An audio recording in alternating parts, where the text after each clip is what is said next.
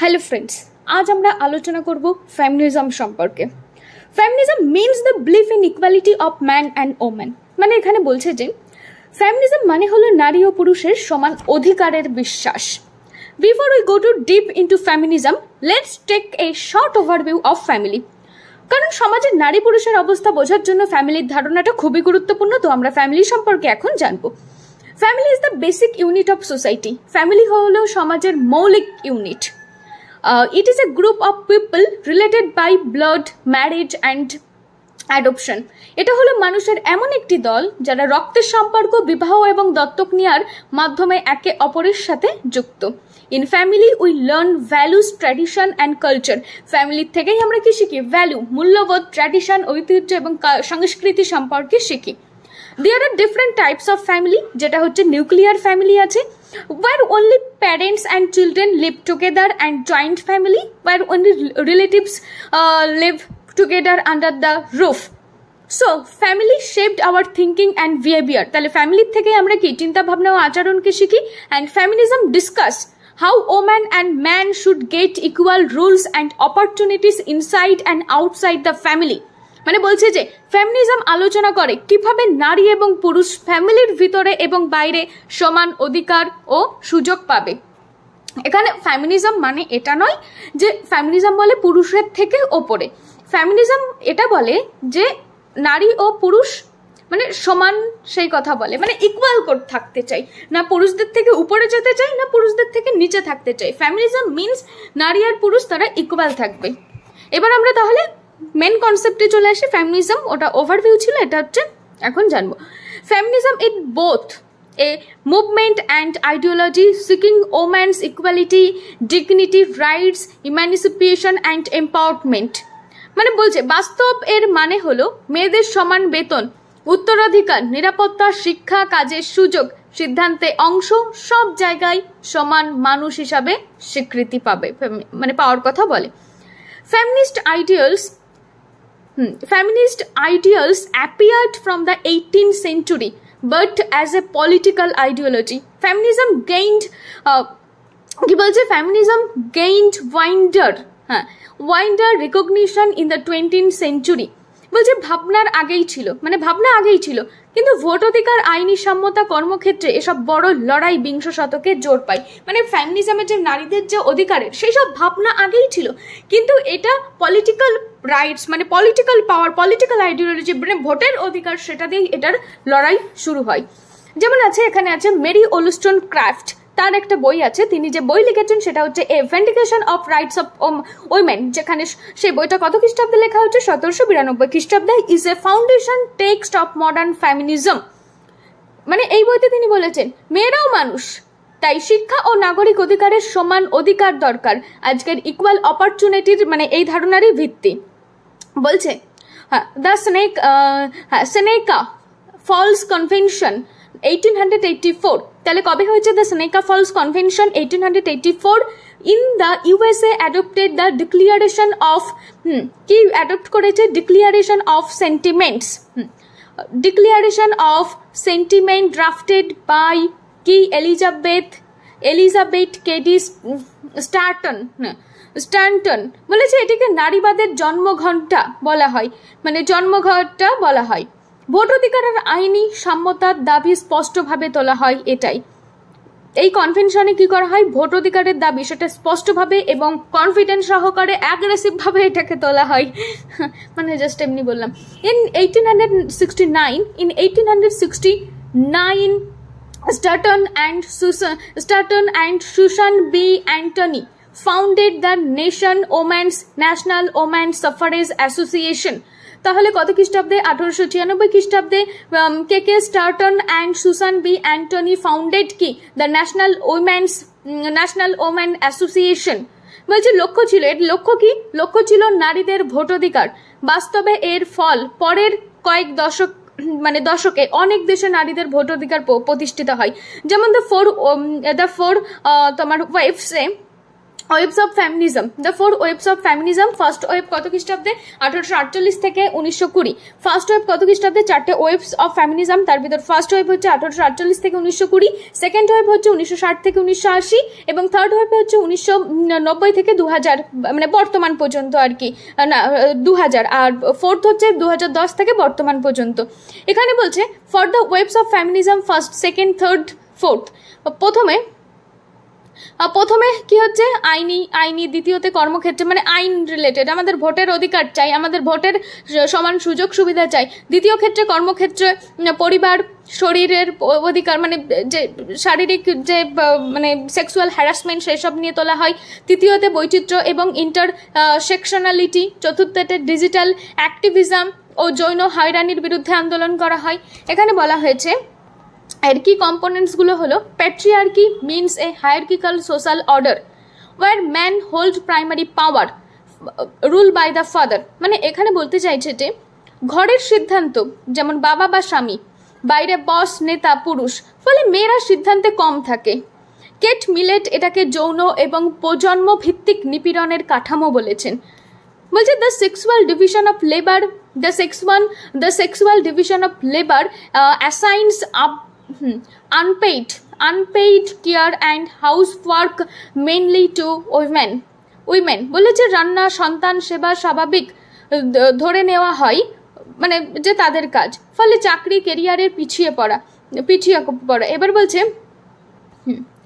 the personal is political expense politics beyond government into everyday life। বলছে যে বেতন, গৃহশ্রম সম্পর্কে ক্ষমতা, যৌন নিরাপত্তা এসব ব্যক্তিগত নয়, নীতি নির্ধারণের এগুলোর জায়গা থাকা দরকার, তাই না? Sex is biological, gender is socially construct, rules and expectation.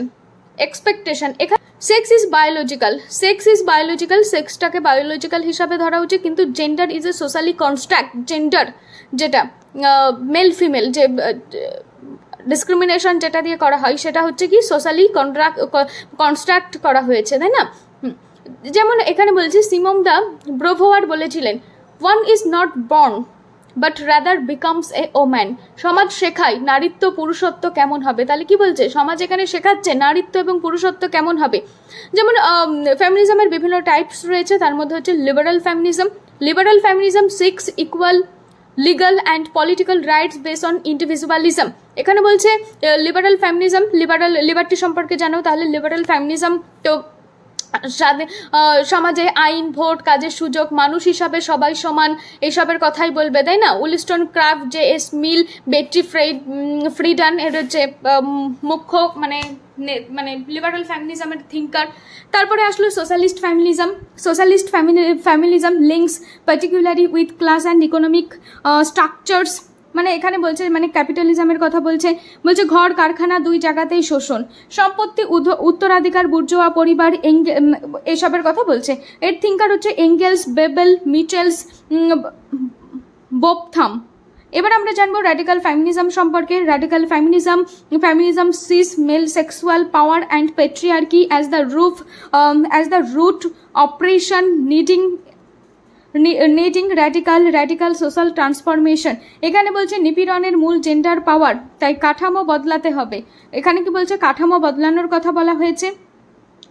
যেমন এর ভিতর থিঙ্কার হচ্ছে Kate Millett, Germaine Greer, Firestone. Black feminism centre black women's experience across race, gender and class. Black feminism centres black women's experience across range, gender and class. বর্ণবাদ, লিঙ্গ বৈষম্য, দারিদ্র্য একসাথে কাজ করে এটা বলেছেন বেল হোকস। ইম্পেরিয়ালিস্ট যেখানে হোয়াইট সুপারমেস্টিক ক্যাপিটালিস্ট প্যাট্রিয়ার্কি বলেছেন। এবং transfeminism advocates transgender women's rights and reject a fixed gender binary. Transfeminism advocates transgender এর কথা বলা হয়েছে। এখানে বলছে পরিচয় স্বনির্ধারিত, আইন, স্বাস্থ্য, নিরাপত্তা সবখানে স্বীকৃতি। এর থিঙ্কার হচ্ছে এমি কোয়ামা, স্যান্ডি স্টোন ইত্যাদি। এবার আমরা জানবো পোস্ট ফেমিনিজম সম্পর্কে। Post feminism stress woman agency and critics a simple, মানে হচ্ছে ভিকটিম ন্যারেটিভস, মানে 1980-র দশক থেকে নিজের পছন্দ ক্ষমতার জায়গা তৈরি, ফ্যামিলি এর থিঙ্কার হচ্ছে Camille Paglia Naomi Wolf. Post colonial মানে হচ্ছে third world feminism examines gender and colonialism race and global power.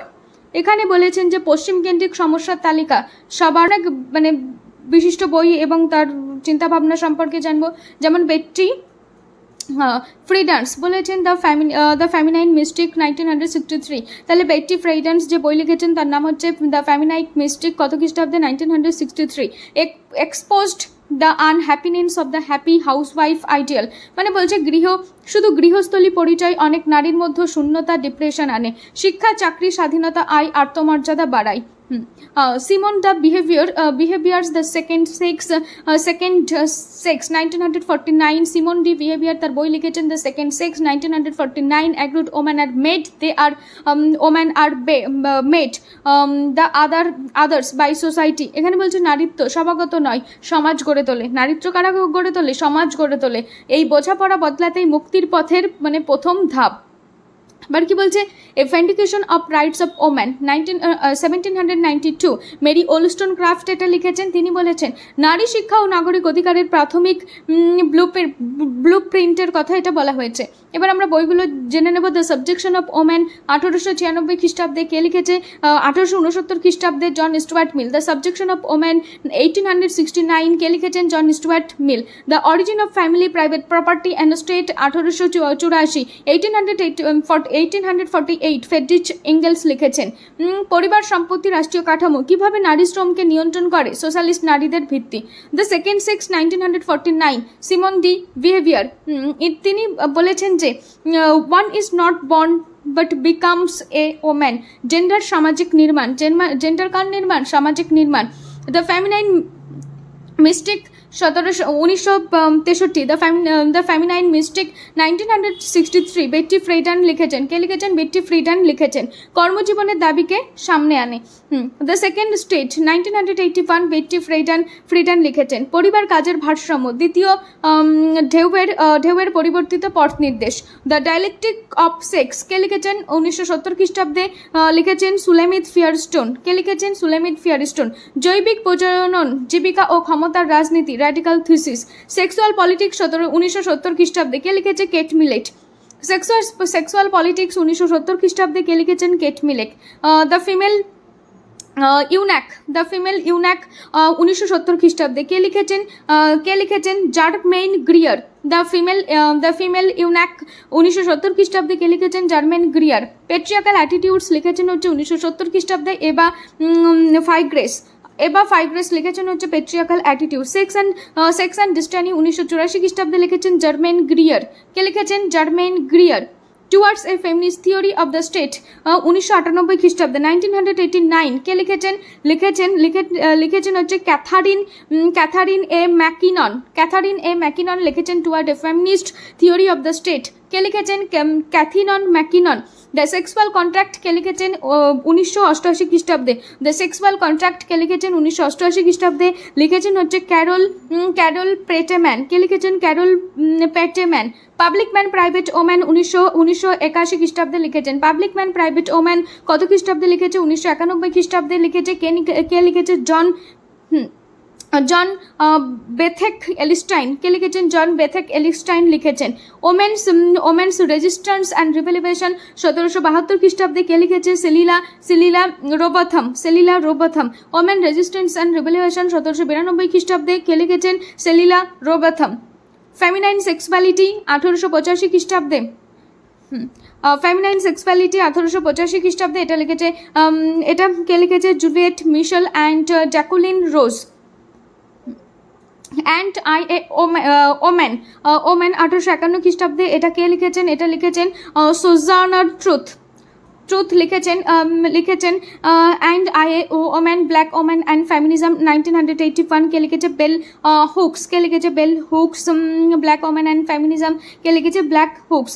এখানে বলছে যে এবার ফেমিনিজম সম্পর্কে আরেকটু ইনফরমেশন জানবো। বলছে equal rights in law mean equal pay, inheritance, safety and representation in decision making. একই কাজের সমান মজুরি, সম্পত্তিতে অংশ, নিরাপদ রাস্তা,